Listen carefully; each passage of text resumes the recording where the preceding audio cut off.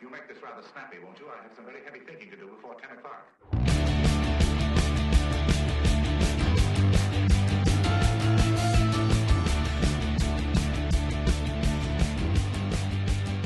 Good morning, everybody. This is Terry. Yeah, I'm Trey. And we're the trio. And, we are here to have some fun. Absolutely. Good. Yeah, of course, we are the trio because it's Terry and Trey. Of course, our great buddy and podcast partner, Mike Hendren, is our podcast partner. Sky is no longer with us, but he's always no longer here with us physically, but he's here with us in spirit, and we've got his picture right up here and always want to honor him. So yeah, and he'll probably laugh at us and with his characteristic laugh and, and his cowboy hat. Yeah. We miss that, but hey. Stop the ums. Don't say the ums. There you go. So what do we got going? Well, this morning we've got a great show. We've got Clay County Judge Mike Campbell is going to be in with us. Yep. We're going to talk about a cool restaurant that's been around for quite some time, and they've got a take on a Wichita Falls classic. And then we've got local and national news. There was a lot going on. And so there's a lot to talk about. Yeah, a minor change probably to the agenda a little bit. Based on real. And that's a good thing about doing this live on Friday mornings. We can adjust some things. So anyway, we go live every Friday morning, 7:30, Facebook and YouTube. So drop your comments in on each of those platforms or one or both. If you can do both, hey, great. But anyway, we'll be keeping an eye on that and. Because you might have something to add, and we'd like to conclude you. And also subscribe if you would, and check back to our website, because not only do we have the episodes, we have these shorts. And so it'll pull out different things that were done in different episodes, and some of them aren't even the recent ones. Yeah. Some of the shorts will have Mike on them and things like that, so there's some of the episodes that are in our archives. Yeah. But it's just little short clips and snippets, and hopefully that'll make you brighten your day up a little bit. Yeah, there you go. So I want to thank you. I'm doing this your thing, but hey, we can swap it around. So Eddie Hill's Fun Cycles, one of our sponsors. That's where this guy's kind of hanging out most of the day, and then that's all I do is just hang out. That's it. That's just like me, I just hang out at Mac Tech Solutions because we take care of all your IT stuff. They take care of motorcycles and lawnmowers and all kinds of other all cool your stuff. power sports needs. Power sports needs. There you go. So, but we're local, and we certainly appreciate everyone of you that does business with us. And tell your friends about us, in case they don't know. Yeah. If you get a chance, look, we all get it. The Amazon is ubiquitous. It is so easy to sit around in your underwear at 11 o'clock at night and say, I need a widget, and jump online, and then it's going to be there the next day or 2 days later. We all get that, and life is so easy and so convenient for us on shopping now. Yeah. But if you have time, if you think about it, go to the local store, try to get it from somebody local, because at some point you want people there. That's one of those deals that you want, especially if it's something like a computer, a motorcycle, a car. You want a dealership there. You want somebody who can service you there, because you can buy anything online. Right. But you can't get it serviced online. Right. You're not going to likely go for some things. Now, some people do go to their car dealer in the Dallas-Fort Worth area, and they hang out on the weekend. But, that it's still inconvenient when you really need something. And you're not going to take your MacBook Pro that you might have bought on Amazon back to Amazon to get it repaired. They just don't do that. They're not going to do it. They'll sell it to you. So, they're a retailer, not a repair. They're that's not a all full they do. All right. Facility like you are. Right, absolutely. So whatever, we appreciate it, but we also need to earn it and hold us accountable, hold local people accountable. Absolutely, because I don't put up with it if they're not doing a good job. Local's great, but Terry goes in and flip tables over and everything. Yeah. Hey, Jesus did that, right? Yeah. All right. Well, anyway, so we've got a local. I saw you wearing sandals earlier. I was wondering what that was all about. I worked the beard and the long hair. But of course, we don't know really what he looked like. We don't have pictures. So he probably wasn't a blonde-haired, blue-eyed dude. Probably not, considering what part of the world he came from. Yeah, probably no blue eyes. But anyway, so we've got a local restaurant. That's and right. I don't know. Honestly, I hate to admit this. I don't think I've ever been to Willy's place. Really? Well, it's a great place at Willy's place. They're on Beverly, North Beverly, kind of at the bottom of the hill. There's a hill there. Not North Beverly, it's Beverly Drive. and they're at the bottom of the hill there. It's where Stanley's was for a long time. Okay. Stanley's number 2. Right. And then also before that, Underwood's Barbecue. Underwood's, okay. So this place has been a restaurant. That building has been a restaurant for at least 40 years. Right. And I think much longer than that. I think from the 60s. Right. But Willy's is a great local place. They have burgers and fries and onion rings and chili and things like that. It's not a sit down. You can go down and sit down at times, but it's not like a McBride Steakhouse where you go sit down and they have table service and things like that. You go to the counter, you order. You do have some places to sit down inside, or you could take it to go, which probably most of their customers take it to go. Sure. But it's really top-notch food, really good service, really good recipes, and they feature the OG Beanie Burger. Okay. Which they make it just the same way that Stanley's did. Yeah. And Stanley's was the original Beanie Burger in Wichita Falls for many years. And Willy makes his. He has 2 different versions. He has one that has like Cheese Whiz and one of them that has cheddar. I'm not quite exactly sure what the differences are. But he has the Beanie Burger and the OG Beanie Burger. Okay. And if you've never had a Beanie Burger before, it's like a Frito pie on a burger. Okay. It meets hamburger. You got to try one. Okay. They're great. But their fries are good. Their tots, their onion rings. They have nanner pudding at times. They have specials of the day. They have a lot of good stuff. Okay. Well, there you go. This is, wow. Yeah, if you look at the screen there's some good pictures there. Oh, and I see. My preferred way with onions on a burger is definitely grilled or sautéed or whatever. Yeah. Slap them on the grill. Put some. Yeah. It just depends. They're both ways, but yeah. What is this? Oh, is that cobbler? Yeah. Ooh, they got peach cobbler. Oh my. Okay. Terry's on his way over there now. Yeah. So anyhow, Willy's Place, Beverly Drive. Go check them out and their hours. That was on there. Check their Facebook page. Yeah, check their Facebook page. Go to About, and usually it's on there. Closed now, but there we go. So Friday, open till 10:30 to 7. So they're closed Saturday and Sunday. Yep, but they're 10:30 to 7 Monday through Friday. So there you go. Go check them out. Willy's Place, great place to eat. Good people, good local people. To eat good people? What? We're not good people eating. No. Okay. So all right. It's not Soylent Green. So there we go. All right. Well then, what else we got going here? Well, we got some local things going on, some happenings. The Bands to Britain Street Fest is going to be Saturday the 13th, so that's next Saturday. Okay. And that is from 5 to 8 downtown by the farmers market, the farmers market in Ohio. Okay. Going to be that farmers market. And basically what this is the combined memorial and legacy bands of Wichita Falls have been invited to go. That's right. Play at New Year's Day march, not just play, march in the New Year's Day parade in London. Wow. And so these kids are raising money to go to London for this event. Right. It's a really good event. It's such a cool thing for these kids. Yeah, there's kids who've been to London or been traveled overseas and it's not that big a deal. But then there's kids who never would travel overseas unless they had an opportunity like this. Yeah. And so it's a really neat event downtown. There's going to be fish fry from Redneck Culinary Academy. Yeah.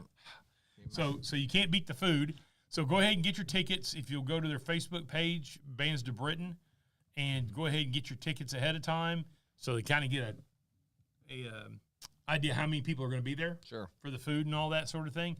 But there's going to be a street fest. They're going to have singing and dancing and bands playing and that sort of thing downtown. So it's a whole thing next Saturday the 13th from 5 to 8 downtown. And by the way, from 5 to 8, the weather's starting to cool off a little bit, even though yesterday was pretty hot. And the weather's starting to cool off a little bit. So you get downtown about 5 o'clock, and some of those buildings, the sun is going down a little faster, and you get a little shade down there. It's really not that bad. Right. Okay. Well, that'll be cool. We'll work on that. But the superintendent, Donnie Lee, said it was about $4,000 a student. Right. That's what they're having to raise. Wow. Now there'll be some families that'll just write a check. Oh, sure, absolutely. But still. But things like this are the fundraisers that the band is putting on. Now the kids will be there working, and that's the one thing that I will say. they are insistent that if you are going to get some of the money, some of the fundraiser money, you are going to work. We're not going to just dole it out and hand it to you. Right. So you'll see a bunch of the kids down there working and doing things to help raise money for their trip. Right. So, well, cool. Well, then let's see what else we got going there. The 94th Annual Clay County Pioneer Reunion is going to be the 18th, 19th, and 20th of this month.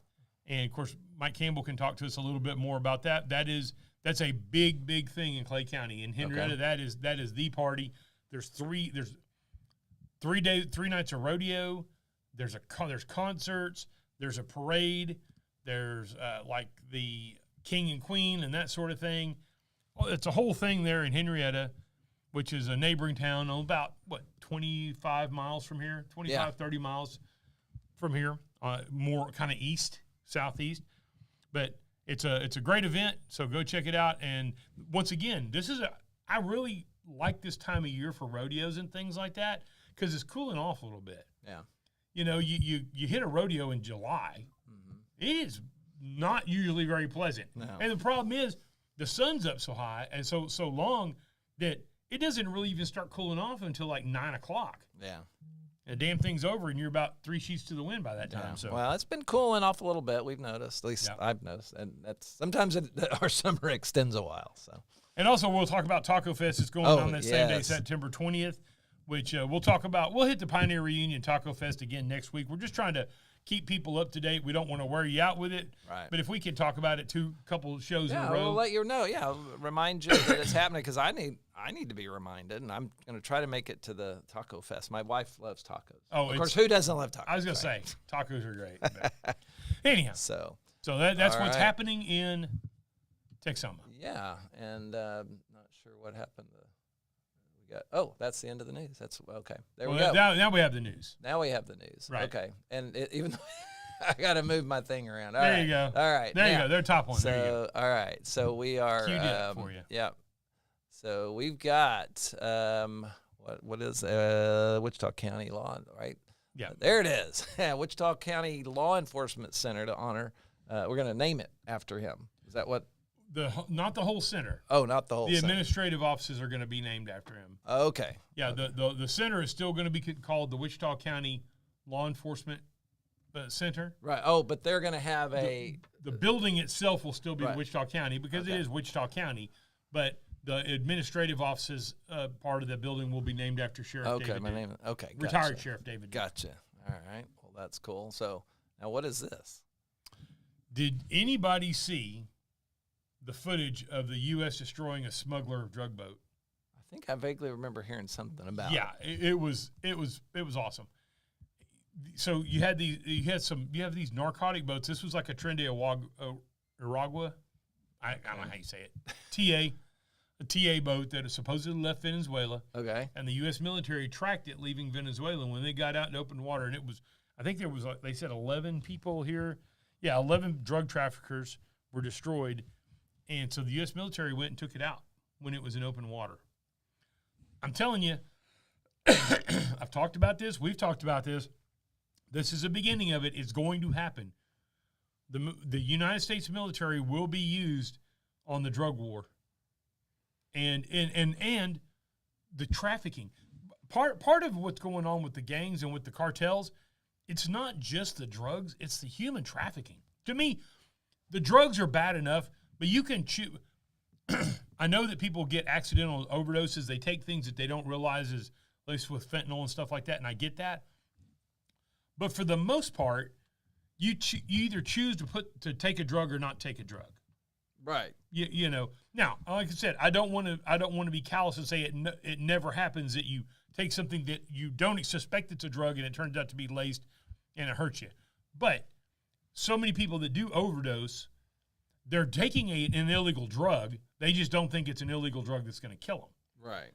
Whereas human trafficking, they're taking kids. Oh, yeah. And bringing them across the border. Those kids have no chance. You know, if you're somebody who takes a drug and that drug ends up killing you, you kind of took your chances by taking something illegal, buying a drug somewhere, a narcotic, for whatever reason, to get high, to get better, whatever your reasons were. And I'm not shitting on anybody. It is what it is. But that was a choice you made. Some kid gets snatched up. They have no choice. Yeah. And they get sold into human slavery. So there's more to the drug trade than drugs. There's a massive amount to it. But what happens is the drug trade fuels all of the other stuff. Yep. You cut the drug trade off or cut it way down, it helps the other. Right. But the biggest problem with this is we can blow these drug boats up, and I'm all for it. We can go in and take care of cartels with military, and I'm all for it. But we have to do something at home here. We need to get off our reliance of illegal drugs. Yeah. We need to get off our reliance as Americans of mind-altering drugs. I don't understand it. Yeah, okay, I don't want to take anything. That's why I don't drink alcohol. Yeah. I don't want to take anything that alters my mind. My mind bounces around like crazy as it is. Mm-hmm. I can't imagine putting it on something else. Yeah. But unfortunately, people want to get high or people want to feel differently or whatnot, and that's fine. That you're right. But understand, if that need is not there, you can't sell something. Like, for instance, Terry, if everybody quit using computers, well, you can't sell computers to people that don't use computers, right? Exactly. Well, that's what I'm saying. Yeah, it's a market. Exactly. You know. The drug dealers can't sell drugs to people who aren't buying drugs. Exactly. So I do think this is a great step for the United States military to get involved, start to whittle down on some of these issues here. And sure. I've said this for a long time. I don't think it's going to be very long before we have troops in Mexico. Yeah. Well, but also something to be thinking about is the technology. Technology has gotten less costly and more available, and so you even have the drug trade using technology to further their efforts. And so a lot of law enforcement, sometimes they have it, but this is in international waters too, right? So Texas can't probably go after them, but the military can. The military can. Yeah, because I don't know. Well, I know and people, and I saw that there was a couple of European people that said, they may have broken maritime law and international law. Yeah. F off. How many? I'm sorry. You know what? These people are doing something that the problem is, are we supposed to let them get to us? Right. And do our drugs? If somebody comes in here and they've got a machete and they said, I'm going to come and kill you, are you supposed to let them come whack at you a machete before you pull your gun out and cap their ass? No. Once you know somebody has intent, and it's and you can verify that they have that intent, and there is you or your cause is under duress, you have the right to do something about it. Yeah, there you go. So and if it's okay. And by the way, military international law, come sue us. Good luck. Come arrest the whole United States Army. We'll see how that works out for you. Yeah, there you go. So all right. And by the way, you complain too much. Maybe we'll pull that military back, or cut your ass out of NATO, or cut your ass out of. We'll cancel those treaties, and then you can see how you fare with Russia and with China and that sort of thing. Ask Ukraine what it's like to not have treaties with Western allies. Right. Yeah. Had they had treaties in place, this war would not be going on. Yeah. But they didn't, because they were corrupt. Now, I feel horrible for the Ukrainian people. I feel horrible for what's going on in Ukraine. And Putin is a bad guy. And Putin deserves to be punished for this. This is horrible. But the fact of the matter is, if the Ukraine had not been such a shitty, corrupt country for so many years, they could have maybe been part of NATO. Yeah. They could have maybe had some of these treaties that would have protected them. So, European countries, before running your mouth about how horrible the United States is, decide whether you really want to live under the umbrella of our protection or not. Yep. Okay. Well, there you RFK hearing. You talk about that. Oh, yeah. So, yeah, I saw Elizabeth Warren trying to tear him down, and he just kept fighting back and saying no. And he mentioned that something about $800 million. 800,000, I think. Or 800,000. Yeah. Okay, that'd be a lot for him. Yeah. But $800,000 that she took, or and I guess Pfizer, from Pfizer, from the drug companies. Yeah. So but he just kept fighting back, here's the. the regular person out there that sees this back and forth between them. She's saying, "Oh, it's not available. That you've canceled. You've made it unavailable." And then he's saying, "No, I haven't. That's not what he's doing." Made what unavailable? The vaccines. He had canceled the vaccines. Yeah. She was all about the COVID vaccines. You can't go. And he's saying, "No, you can still go to the drugstore and get it." Most people, I guess, and get it for free still or whatever. So I don't know. I don't know.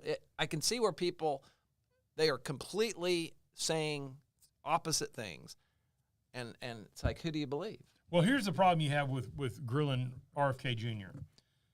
You talk about a Washington insider, somebody who knows Washington inside and out. His family was one of the dynasties of American politics. Yep. Okay, they've been around because his uncle was the president. His dad would have probably been a president, but he was attorney general. But he was way on both of them were in Congress. And they're both assassinated. His other uncle was in Congress for 1,000,000 years. Ted, right? Yeah, Teddy. Isn't it funny? You think of all the Kennedys that were good people, and the worst one of them, Teddy's the one who doesn't die. All the other ones die early. Yeah. And Teddy's the one who hangs on. Well, and some say he killed somebody, right? There's a really good movie called Chappaquiddick. Yeah, the Chappaquiddick. Go watch it at some point. So it's not a documentary. It's one of those biopic type thing, but there's a lot of evidence there that we all know that he drove off a bridge and killed a woman. Yeah. Now, whether it was intentional or not. Yeah. Well, or even irresponsible. Or irresponsible. Yeah, I was going to say not intentional. Not that he drove into the water intentionally. Right. But did he do everything he could to render Oh, yeah. Well, then there's that. Okay. See, yeah. I don't know the whole story. But RFK Jr., if you get a chance, go on YouTube. All the stuff is there. It's a pretty fiery debate, and you're right. He does debate back and forth. At one point, I don't remember which Democrat senator he asked. He said, "You've been sitting in that chair for 20-some-odd years. Yeah. What have you done about this?" That's right. Yep. And he's right. He's right. That's one thing about it. And once again, this crosses party lines. I don't care if you're a Democrat or a Republican. Yeah. If your ass has been in Congress for a long period of time and things are not good, you are partially to blame. Yep. Now, I understand that you're one person, you're one member of the House of Representatives. You can't change everything, but you can affect some changes. And what you could always do, and what all these people don't do, and this is what frustrates me about all of them, they don't throw up these red flags. There's a whole lot of people, when they're going through all the Doge stuff that hit, why did that become such a big deal? Because somebody threw a red flag and said, "Hey, this is bullshit." Well, all those people in Congress could have done that. Oh, yeah. Any individual Congress member could have gone out there and stuck their neck out and gone to the media and said, "Hey, look at all this money that's flowing out of here." But they chose to be silent. Yeah. So they're culpable in some of that. Well, there's some Republicans, anyway, have done these extended in, what is it, when they go into the Senate and they just talk and talk. Or is that the filibustering? Filibustering, yeah. And they have brought up things, yeah, but they don't. What I'm saying is, you're a United States senator. You have a bigger voice. You can make the circuit and start screaming at the top of your lungs and go there with receipts. Hey, look how much we spent for transgender Sesame Street in Iraq. Look how much we did all that. None of that stuff came out, but it has been happening for years in Congress or in Washington. Yeah. And nobody had the cojones to come out and expose it, and there's a lot of them could because they were all looking out for themselves. Yeah. And so, and what I don't really understand is, look, everybody has to look out for their own interest to some degree, but when you're doing it on the taxpayer dime, then I have more of a problem with it. Right. Well, but this also just having Doge actually demonstrates how something outside the normal system is absolutely needed. And but I don't know.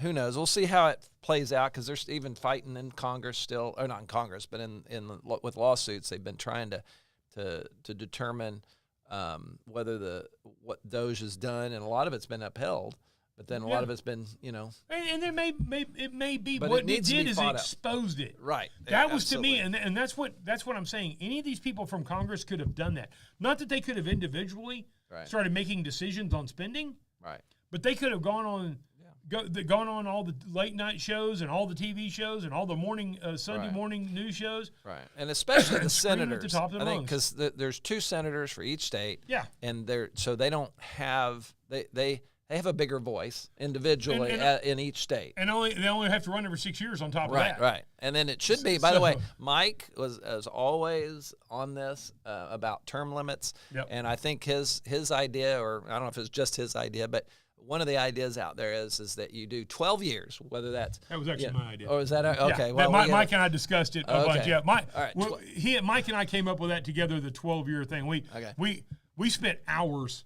on the radio and off the radio discussing it. So yeah, that was a Mike and Trey. Okay, well, I'll give him credit for it, but it was Mike and Trey idea on that one. So 2 Senate terms and 6 House of Representatives. Right, but actually you can go further. What I would do if I could rule the world, what I would do is I would put term limits in, and it'd be 12 years, and it would be, instead of 2 years, 6 years for the Senate and 2 years for the House would go to 4 years and the Senate would go to 4 years. Oh, you'd ramp. Oh, so you could serve 3 4-year terms. Okay. Yeah, we'd change up, because the problem you have with the House of Representatives right now, they're always constantly running. Yeah. Yeah, you get elected, and the next thing you know, you've got to start raising money for your next election. Yeah. So they're always running, and that's a problem. And the whole point that's already coming up next year. Right, and we'll talk about that. We've talked about that ad nauseum. We'll talk about another show. But the reason the founders set it up that way is because none of the founders thought, who in the hell is going to leave their business, their farm, their family, and make it a career, and go make it a career? Because, by the way, you couldn't jump on a plane from wherever you were and be in Washington, D.C. in the early days of the continent. No, it took a while. It took a while. Especially from California eventually when it. Well, no, but even the 13 colonies. But if you were down in Georgia. Oh, yeah. It took a while to get to, and it wasn't an easy road. It wasn't like you jumped on a plane and got a little turbulence in there an hour and a half. I mean, it was a dangerous road. There was dangerous travel and that sort of thing. So there was a lot of reasons why. Right, and I'm assuming probably nearly every plane trip that these guys take is all on our dime. That or donors. I think they can use some of their donor dollars to do it. Okay. Yeah, but there has a lot of things that need to be exposed in Congress. Yeah. Oh well. All right. So what's next? You want to talk about the property tax? Property tax. Okay. So now there's a lower tax rate. Right. But I don't think that translated into actual out-of-pocket lower. Is that? It depends. It depends on the valuation of people's houses. Well, no. I know, but if your house, assuming as most houses do, most property does go up. Most property does go up, and on the average, it's probably higher. And so most people, even though the rate, which is a good thing because it could have been higher, because it costs money to run a government. Absolutely, yeah. So it's one of those things that they didn't just go out and raise it just because they want to raise it.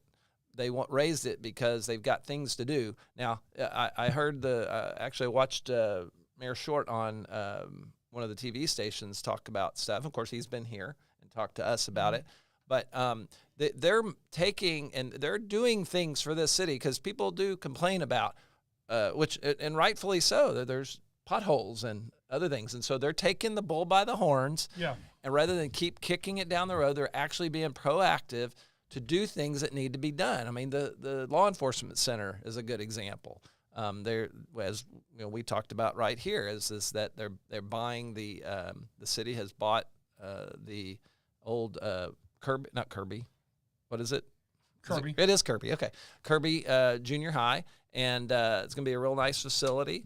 And I don't know the sale's gone through yet, but they put a bid in on it. I think it's been he seemed pretty positive, but maybe it looks like it. All things point that it's going to happen. Okay, so you're not sure if it's closed or not. I felt like it did. I don't know if they closed it or not. Okay. Yeah. Well, either way, but that's likely to happen if it hadn't. But it's something that the city is. You got people in there that are doing good things. They're thinking it through. They're looking long term, right? and they're being responsible with the dollars. And what happens is, you have a budget, and it costs X amount to run your government. Yeah. Okay, whether it's city, county, school board, state, federal, even though the federal doesn't seem like they stick with their budget very well. But you have a budget, and that's the amount of money that you've allocated to run your governmental, whatever it is, right? So you also have to have reserves. You have to have enough money in reserves. Once again, so if things happen, something bad happens, you've got some money there, and you're not just completely out of money. Absolutely. Yep.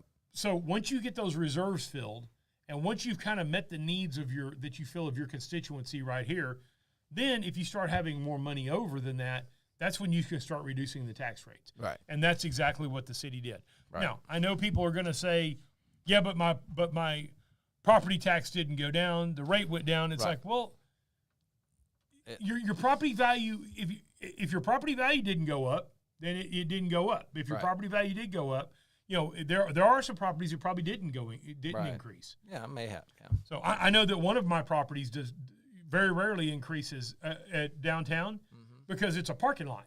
Yeah, and there's no structure to it. No improvements made or anything like that. And the other thing about this is, real quickly before we bring our guests in, understand that the city or the taxing entity and the appraisal district are separate. Right. They are not the same entity. People can say all they want. I've heard people say, oh, they're in bed together and blah, blah, blah. I promise you there is nobody that works at the appraisal district who wants to go to prison to raise your property values when there is nothing in it for them. I always look at that. What's in it for them? They don't get commission. They don't get to keep 0.25% of everything they raise on property taxes. They get paid a salary. So what would it be? What would the incentive to them be to artificially inflate somebody's property taxes? Yeah. What is their incentive? Because they can be held accountable and they can go to jail. Right. Yeah. Yeah. So yeah. Our guest Mike Campbell is in. Come on in, Mike. We're live. We don't do this Memorex. We do this either live or Memorex. Yes.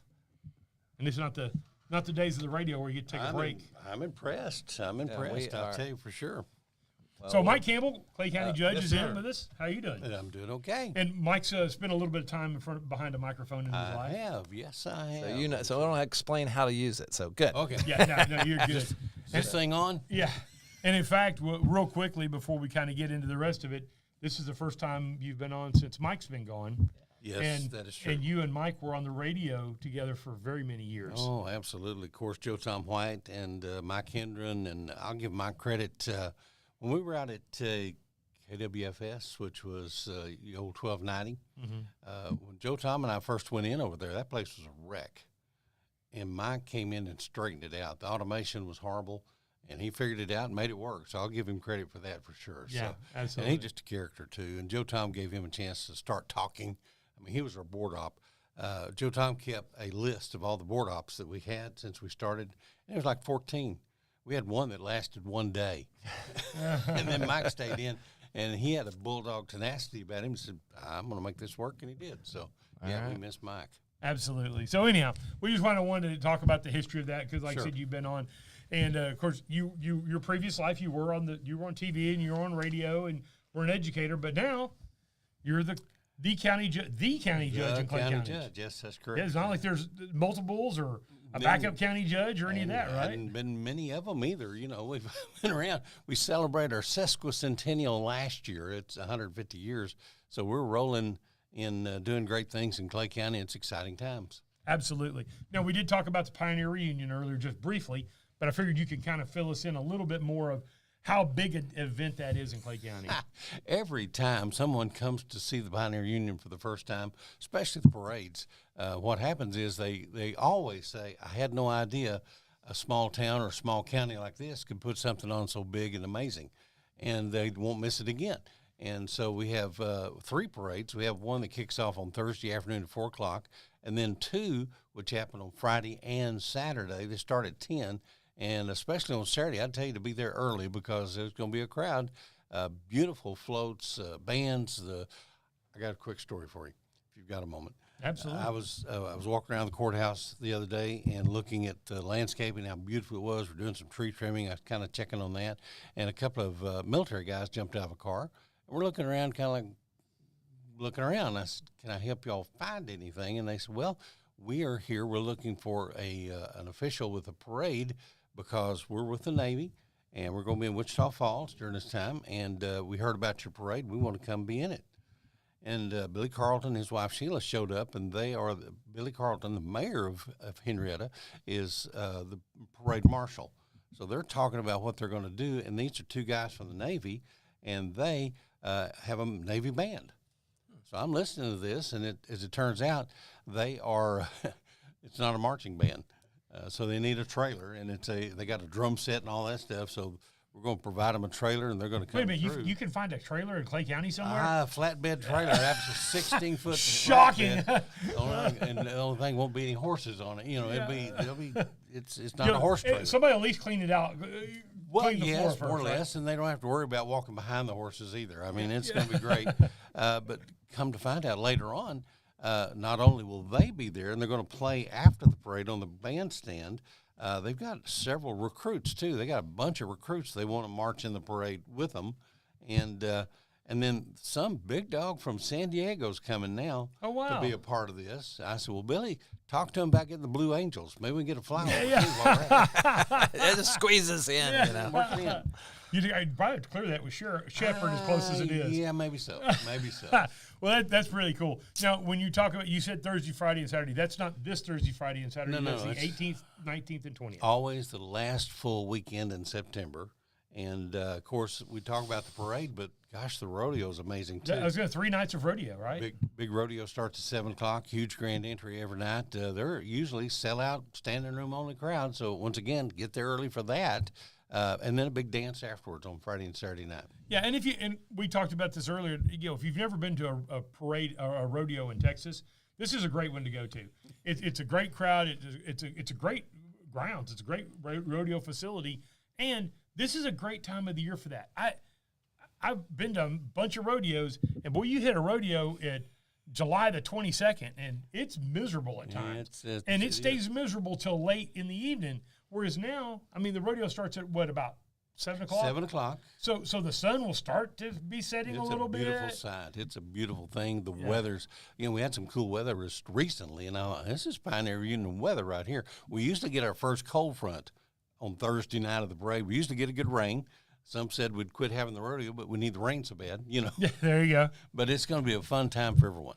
So, Clay County, you've got a lot going on with the courthouse. So let's talk a little bit about what's going on with the courthouse at Clay County. The courthouse is 1873 is when that thing was built, and it was built on low bid, So. And by the way, they didn't go and revamp it like they did the Wichita County courthouse.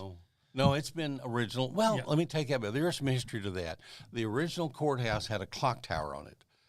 The history books say the clock tower was so tall you could see it when you crossed the Red River. I don't know. Yeah, I was going to say. But it makes a pretty good story. I know it's flat in this area, but that's awful flat. Well, what happened was it blew in the wind and it would leak. So the commissioner's court said, well, we got to fix that. And you don't want to leak all your clock juice out. No doubt. And so they lowered it. They made it shorter, and it still leaked. They said, well, let's just tear the thing down and start over. So they had a vote on whether to tear down the courthouse, and it failed like 4,000 to 600. So they kept the courthouse, and we've got to do something. It can't leak. So they put the dome on it that we have now, and that happened in the 1920s. So that's the way we've seen it ever since then. I've talked to a lot of folks. They said they don't remember the clock tower. But we went after a Texas Historical Commission restoration grant. And they said, you got to go back to the clock tower. If you're going to get this $6 million grant back then, you got to go back to the clock tower. Well, we looked into it, and it was going to take about $6 million to put the clock tower back. No, well, I'm not good at math, but that doesn't work out for us. Yeah. So they had a change in leadership at the Historical Commission. They said, well, fine, y'all can keep the dome and still apply for the grant. So we're looking at applying for that grant. It's up to $10 million now, so there's hope that we might get to do a restoration grant and put it back like it was. So I have a photo, I think. Oh, do you? Yeah. There you go. That is That's the original? That's the original right there. Okay. You So can see the- them building it. That Bottom, is a the building. bottom half of the building is basically the same, though. Hasn't right? changed. Yeah. Hasn't Okay. changed. I mean, that's because that was one of the big shames of Wichita County Courthouse. If you ever can find some old pictures of the Wichita County Courthouse, it was a beautiful structure It like was, that as well. absolutely. There was there's only 5 of those was built in Texas like that. We visited one in East Texas. I can't remember the name of the county, Falls County, I think. They have gone through a restoration. Mm-hmm. Now that's a miserable time, I got to tell you, to do that because it's a challenge to make that I thought happen. you meant going to East Texas was a Well, miserable that too, but no, not at all. But we actually had an opportunity. The Wells Fargo went out of business in Henrietta, so the county bought the old Wells Fargo building, converted it into really it's kind of a meeting area right now, but it has potential to be our court. We could move district court over to that temporarily while they do the restoration, if we're fortunate enough to get that grant. The commissioners, every one of them, fully believe that we want it to be a working courthouse.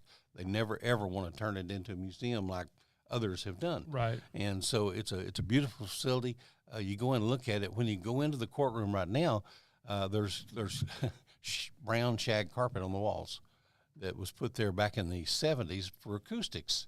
So we're hoping to take the carpet down, Wow. maybe do some acoustic things there, Yeah. do the restoration. And Yeah, there's but there have been some updates in acoustic There's- technology yes. since the brown shag carpet yes, acoustics. microphones and things like that. Yeah. But the other thing that's in there is the ceiling. It's got a hanging ceiling right now. If you take that out, it's a 2-story deal and beautiful windows, a beautiful metal ceiling tile in the top of it. So hopefully someday we can go back to that. It's just a wonderful, amazing facility that we want to take care of. And sadly, it's kind of been kicked down the road. That can's been kicked down the road. So this court, my 3rd day on the job after I got elected in 2019, we had a really heavy snow, and it started melting, and we had 16 buckets in the courtroom, the district clerk's office, all through. I thought, we really need a new roof, and so I called out the folks that had put the roof on, and the guy that was there said, "Yeah, I remember we put this on 50 years ago." I said, "Well, is the warranty still good, do you think?" He said, "I'll check," and we never got back to us. But we started saving money for them. We put back a little over $100,000 a year for that, and just this past year we were able to put a new roof on the courthouse. So if you go by the courthouse now, you'll see a beautiful new roof. It's exactly like the original. It's even metal. It's a metal roof on this thing, and it looks like the original roof that was there for the dome when they put the dome in place. The other thing that we've done is put lighting on it. So my hope is you can still see it from the Red River when you come across, or at least coming down 287, you'll be able to see our beautiful new dome and all that. Sadly, the crew that put it on there, for some reason, they made it light up, but they didn't point it at the roof. So they came back last week and They wanted to be like the Luxor. Yeah, exactly. Where they just point straight up in the sky there. I guess so, but it's going to be a beautiful.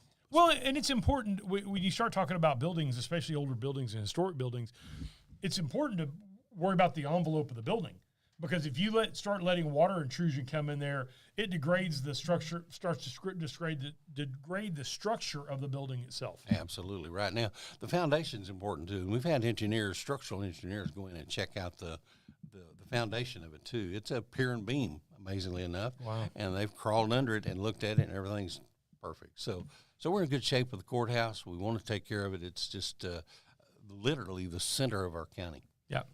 So talk about Clay County a little bit about the history. Now, Clay County is a large county land-wise, but it's not a large county population-wise. Exactly. We're 50 miles north to south and about 27 miles east to west. There's 1,100 square miles.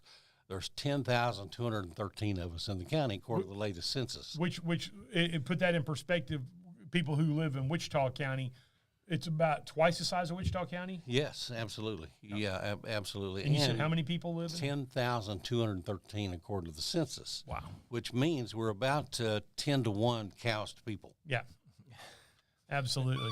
So it's a big county. It's a large county. So when you have that, you have challenges with when you're trying to you run a government on a county that size, because you have obviously got a lot of roads. Yes. All those miles there's roads between all those miles. You have roads, you have bad things happen. People do bad things, so you have law enforcement has to deal with that. Yes.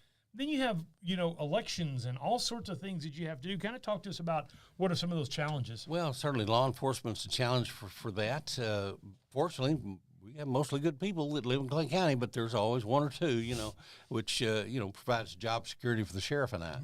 Yeah. But the other problem is our ambulance service. We've got a hospital. We're in a unique situation in that Clay County actually owns the hospital. There's only 3 of them in Texas like that.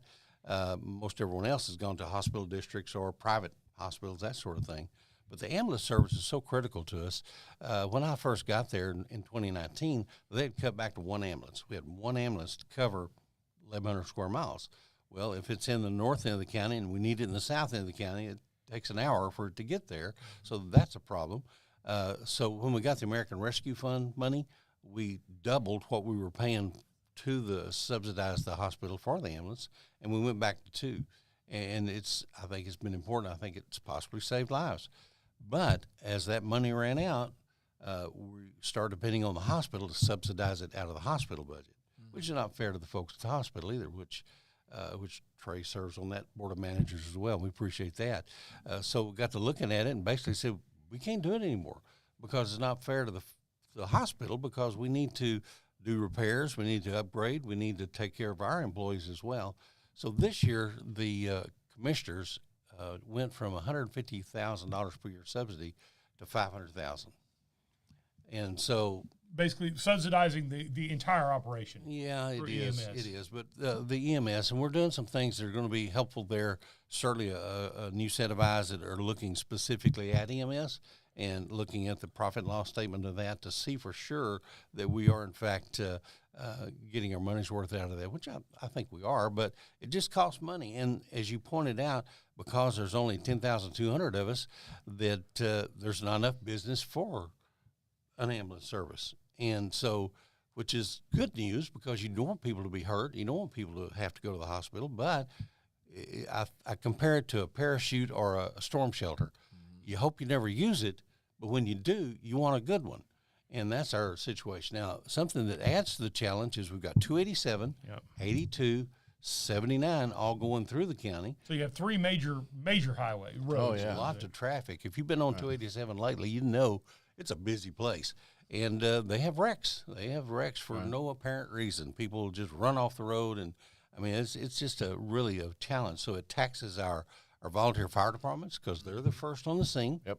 And I got to say, they have done a great job of going to EMT training and being prepared for that.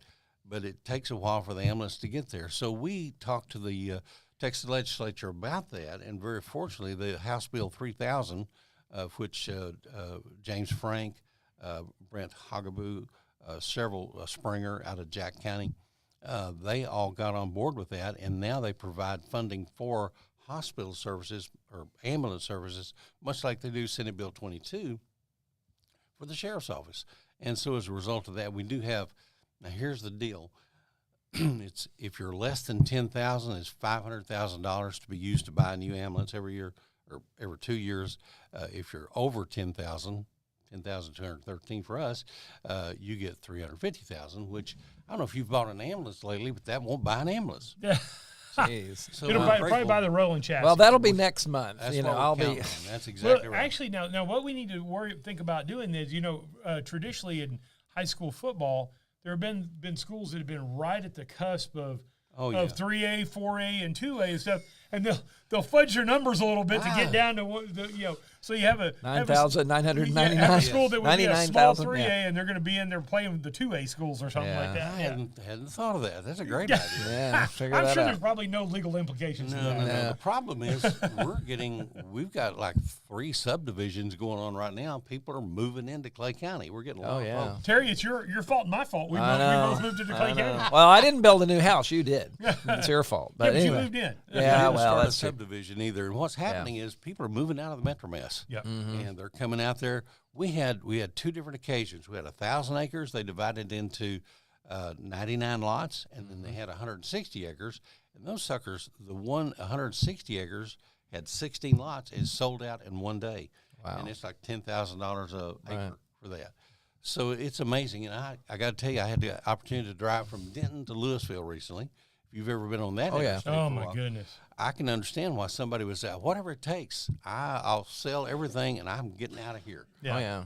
Well, and there's so many people can work remotely and work from home, or they can work part hybrid where they work from home part of the day and then go to the office part of the time. Yeah, well, you get on even on 380 from Denton towards Wichita, or well, not Wichita Falls, but Decatur. That just on the close part of it gets crazy busy during the there's a hold up. Yeah, absolutely. But then if you get you talk about 380, you get on the other side of Denton.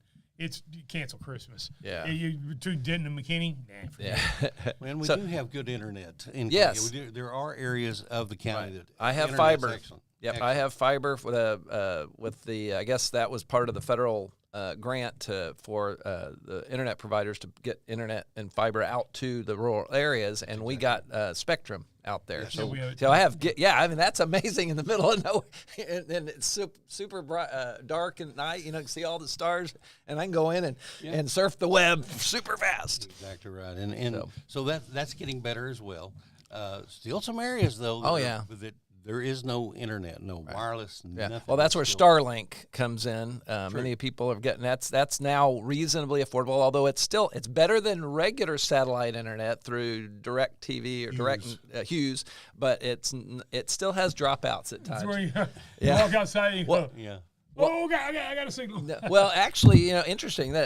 On that note, Starlink is deploying cellular satellites now, and these are huge. Apparently, because they're taking what's on the tower and throwing it up in space, and that's amazing too. It'll be internet and cellular. I actually have a Starlink. I have one when I go to New Mexico. It's about the size of. Oh, you have the portable unit. Yep. About the size of that. Mm-hmm. Yep. And all you have to do is have a power source and a clear sky. I there was you go. enjoying TV the other night, and Tricia comes running in. She'd been in the backyard and said, "Come quick, look at this!" And it was a line of lights. Yeah, and going north. It was heading north. She said, "What is that?" I said, "No earthly idea." That's Starlink. Yeah, I was able to get a picture of it and posted it, and a lot of people come up and said, "That's Starlink. They're deploying satellites." Right. Well, but they also are moving because they're not in geosynchronous orbit like traditional satellites. They don't stay in a fixed position because they're so low, in order to keep the momentum to stay in flight, they have to move, and they travel. I think 60 minutes. I forget. There's a time frame. They travel all the way around the Earth in like 60 to 90 minutes or something. It's crazy. But I do have a question back on the Clay County thing, and you mentioned it. Storm shelters. Yes. Now, I lived there, as we mentioned. I saw some. There was I guess a grant or whatever. So or there's going to be, or did I miss out? I was on the list. So I thought. You're on all kinds of lists. Yeah. So what's what is that all gone now?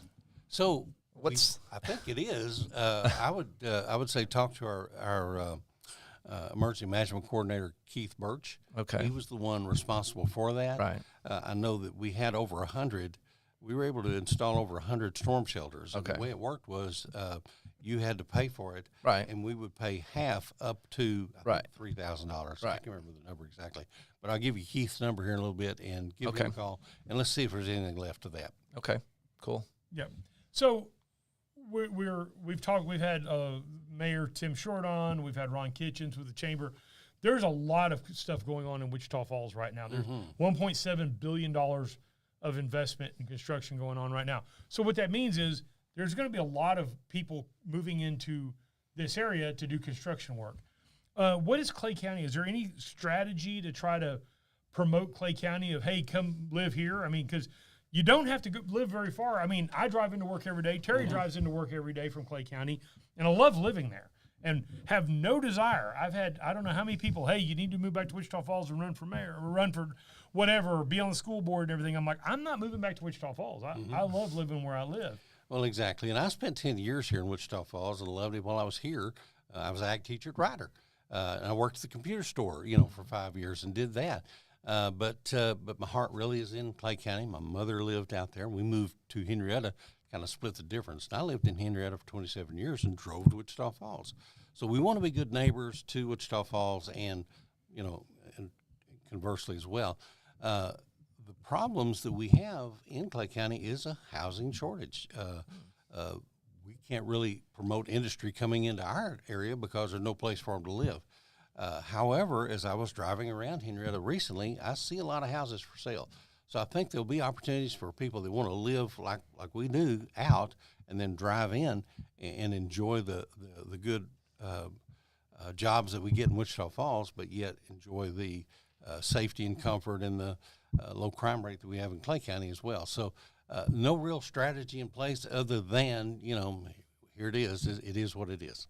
So do you know of any developments or anything that are going up in kind of in the northern part of the county that would be fairly commutable for Wichita Falls? Well, the developments, there are some up 79 between Wichita Falls and Dean and Petrolia in that area. We do see some going in. We've had a couple in this last year or so that are developing. But really and truly, I talked to Bryce Jackson, who is in charge of OSSF, on-site septic something. I don't know.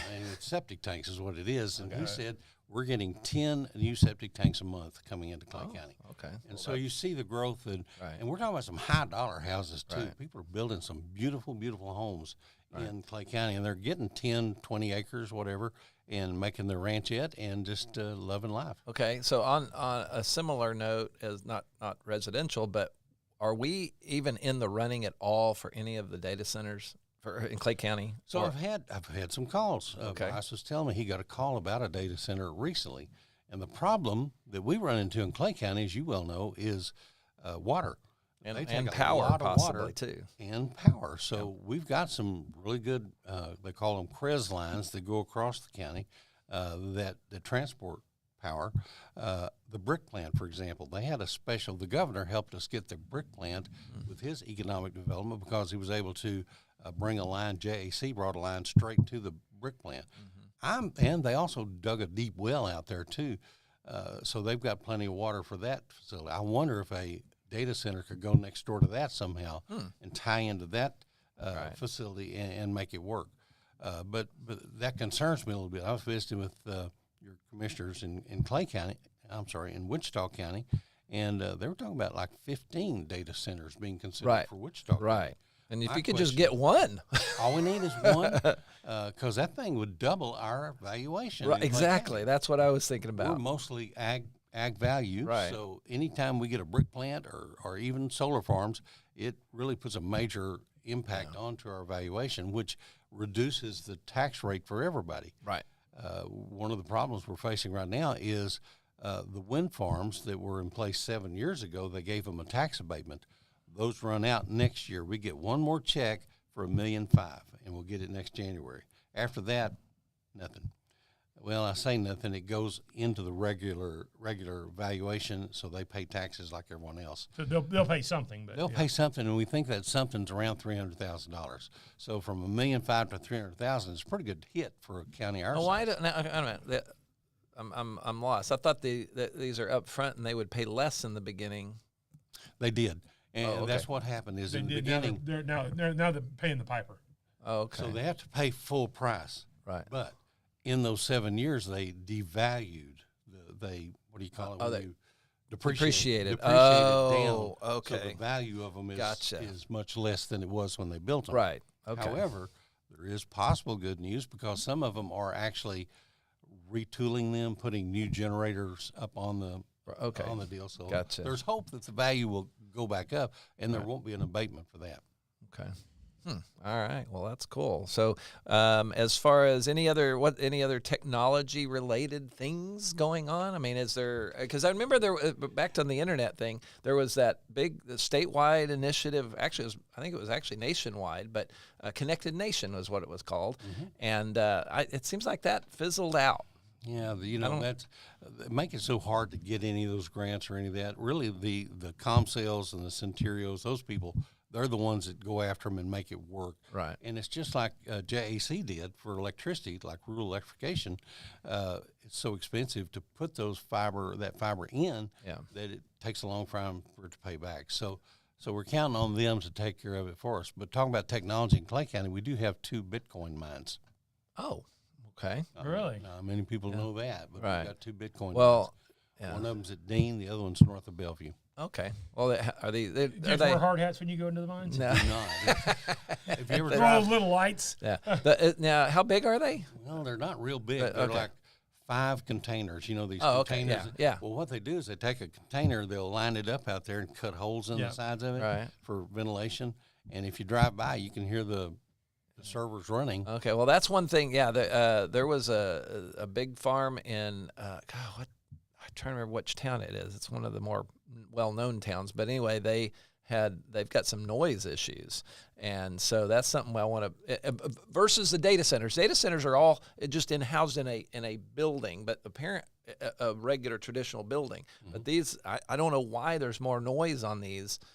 But that's something that I would be concerned about if we If it's see a container with ventilation holes built in it. And it's all metal, and Right. that's going to. But you would think they'd have to have some sort of air conditioning, or some sort of heating, cooling. And Well, stuff they in do, there. and That's the problem is the water that they have to use. It's a water cooled system. Yeah. okay. And so so it's, they generate or they burn through because they pump that water through and it evaporates. Oh, now you're talking about data center. I'm talking about the Bitcoin. right, the Well, Bitcoin mine, yeah, Yes, that- absolutely. they're The they're loud. data centers are they're water chilled. So Right, but they're again, it's just another building, and they don't tend to have a lot of sound with them. But these Bitcoin or Data mining. it's that one, they do have a lot of noise for some reason. Yeah. So I don't know. Oh well. interesting. Anything else that, before as we wrap up? Talk about Clay County. Oh, well, it's just the Clay County Pioneer Union kicks off here, and it's always a fun time. The floats are amazing. One of the things that we do, it's a volunteer. You couldn't do it without a volunteer, so we appreciate that I'm on board. Everybody that's so involved in that. All of our schools are involved. Every school, all 4 of them now. I was going to say, there's how many are there? 4. Yes. So Petrolia, Midway, Henrietta, and Go towards Bowie. Bellevue. Bellevue. There you go. That's Okay. right. Yeah, Bellevue. Which was my alma mater, Yeah, by the way. yeah. But all 4. That's why I thought I saw a statue of you. At Bellevue Yes, as you go in. absolutely. Yes, there is. Get you right on top It of the looks tower like there. a bell. But all 4 classes in each of the high schools build a float, and they do an amazing job. Those kids and their parents are just absolutely amazing, and they'll show them on Friday, and then again on Saturday, and on Saturday night the winners will actually circle through the grand entry at the rodeo grounds. Oh wow! So if you didn't see it during the parade, you'll get to see them during the rodeo as well. So how do you keep? Yeah, how do you keep up on what's going on? Because I know you can be followed on Facebook with Yes. your official. So how do you find your page that you want people to follow? Just search Mike Campbell, and it's county official is what Right. it is. But the Pioneer Union has a web page also. It's Right. CCPR 1932. Clay County Pioneer Union 1932, because 1932 is when it was formed. Okay. Well, then, but also one of the things you want to do is the emergency thing, because that came up the other day. We had they were search and manhunt for a couple, I guess, and they ended up on Pitts Road, which is where I'm at, and they had the cops running Terry around. was out there with his shotgun. And, Well, if you go to Clay County, I'm hunting people. Yeah. Be very, very quiet. ClayCountyTX.net, Okay. and there's a button there that says alert system, or I can't remember what Right. it says, emergency alert, I think. If you click on that, you can sign up. It's a free service for Right. everybody in Clay County. Yep. It's HyperReach, and I actually issued that alert. It's called Yeah. iPause alert. Right. And anybody that drove into that circle, their phone went off, and it Right. said whatever it said during Right. the deal. Be aware, be very aware. Right. And so, and it's free. Just go to it, put Yeah. your name, phone number in it, Yep. and you'll get an email, text, and what else is there? Email, text, and a phone call. Right. Okay. Yep. What I always thought was funny when somebody's on the lam and they say they're considered armed and dangerous. You could have stopped it armed. I wouldn't think they'd be armed and melancholy. I mean, come on, it's like, true. they're on the lam. They're running from law enforcement and they're armed. Yeah. We could kind of assume there probably could be dangerous. It could be an issue. Speaking of, I know this would be more specifically to the sheriff's department, I guess, is that they were using drones? Y'all have drones? Yes, they brought drones out. Yeah, that's cool. The infrared, I guess. And the whole deal, yeah. They're So just not armed. Right. Well, yeah, not yet. But hopefully. They're not like those drones that took out the boat, the terrorist boat there. Yeah, no, we don't do that yet. Yeah, no. Yeah. But well, that's cool. See, so Clay County is up on things on technology, trying to keep it both on the drones and well, you had a technology guy that's that's good. Yeah, who's a county judge. I mean, that's the thing. Mike was a technology guy. Not only was he an ag teacher, he did work at a computer store, but then you also were at Region 9 and you were in charge of the tech there, right? Well, I wasn't in charge of it, but we were responsible for it, and we were the ones that brought internet to the schools for good or bad, however you want to look at that. But you remember 1984, won't be like 1984? Yeah. That's when I started with Apple, with computer store, with Gene Holly and his family. So, it's we're really, even though we're a small county, population-wise, we're just as dependent on technology as Wichita County is. And to some extent, maybe even more so, because that makes you more efficient. And so you grab a hold of that and use it as best you can. Phone systems, computers that employees use every day. You've got get internet to various places that you may not even think about, I got to tell you something, and thanks for bringing this up, because our sheriff, who is also very forward-thinking and doing a great job, one of the problems we have in older technology with radios is we've got some dead spots from our handhelds. One of the things that drove this was after the school shooting, especially Uvalde, one of the thinking was, and I think a rule, is if a deputy goes into a school with a handheld, he has to be able to speak back to the dispatch. Well, 3 of our 4 schools, he couldn't. So we went after grants to get repeaters out in those areas. We didn't get them or haven't gotten them yet. Probably won't. But what our sheriff found is a product called Tango Tango that you install on your phone that connects to the dispatch. So if you have cell phone service. Exactly. Right? You have cell phone service. So we're bringing up all the volunteer firemen, all the sheriff's deputies, the commissioner's court, those folks all have now access to that. You were talking about the manhunt last Tuesday. I was actually in Austin for a legislative update conference, and so I'm able to monitor that whole thing from where I was in Austin. Yeah. So it's very interesting, and it's going to save us a lot of money because those repeaters are like $175,000 each. Jeez. And everybody's got a phone. And everybody's got a phone, but we don't have areas. There are still areas where the phone service, cell service. Yeah, even cell service is not. Yeah. But well, that's when maybe Starlink will help with that. There you go. That's true. All righty. Well, sounds good. Well, cool. Mike Campbell, Clay County Judge, we really appreciate you being in, and thank you for all your insight into Clay County. And once again, Terry and I both live out there, and we've made it a home.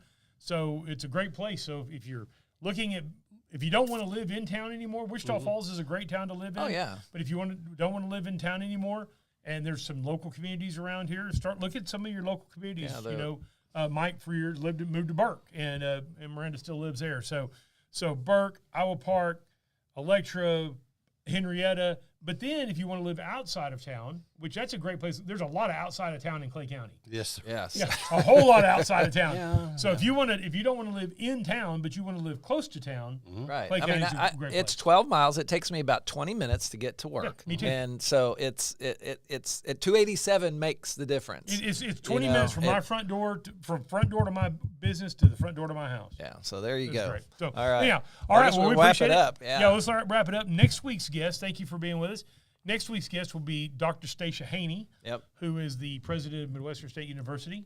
Also a Clay County Henrietta High School graduate. Yes. Oh, okay, that's right. She's from the local and she drives area. a truck. I told her she's my favorite. She's my favorite president of a university because she drives a truck. And she's really a nice lady. She's been on before, and she'll be on and kind of go over an update. So there we go. So I guess we'll wrap it up. Thanks for coming, and thank you guys for joining us. And I'm going to say we have the best guests of all the TV stations or anybody. We're a TV station, kind of. Well, and also they come out here in long form. Right. That's the other thing. You're not limited. There's not a knock on the TV stations. Right. They just don't. But they don't have time. That's not their and format. There's no local radio anymore. For years there was local talk. Yep. I mean, there are people DJs who play music. Right. And they may have a little short interview, but they don't have 30 minutes uninterrupted. Even on the radio show that y'all did, you didn't have 30 minutes uninterrupted. You'd have to take a break here and a break there and all that. This is 30 to 45 minutes uninterrupted. Yep, Joe there you Tom go. said we're just filler in between commercials. That's it. So, but yeah, it's really going to depend on you. We depend on you to tell others, get the word out about what we're doing here, because we're learning here. But I tell you what, we really see some great things in the future here, and we've got the same or even better guests than the TV stations do. Oh yeah, I'm sorry. We've got, and there's if you want local guests, this is the place to be. This is it. For sure. All right. Well, thank you and for joining us. Tell your friends, and I'll let you close this out then. As our friend and fellow podcaster Mike Hendrick always said, we'll see you down the road. And You make this rather snappy, won't you? I have some very heavy thinking to do before 10 o'clock.